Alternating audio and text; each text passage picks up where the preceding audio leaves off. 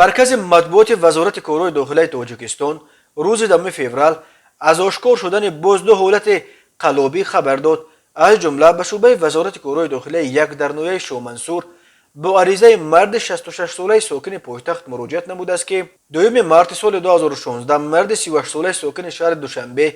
که قبلا هم بر اساس ماده 247 کودکس جنایتی جمهوری تاجیکستان برای قلابی سود شده است با روی فریب به باوریش در آمده از او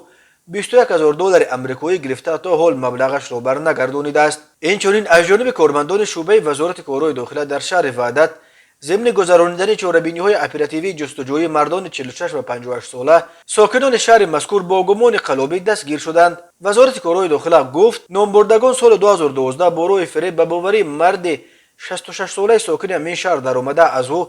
20000 دلار آمریکایی گرفته او را فریب دادند. نسبت نامبردگان از طرف ریاست تفتیشاتی وزارت کارهای داخلی جمهوری تاجیکستان بر اساس ماده 247 قسم 4 کودکس جنایتی جمهوری تاجیکستان پرونده جنایتی آغاز کرده شده تفتیشات ادامه دارد.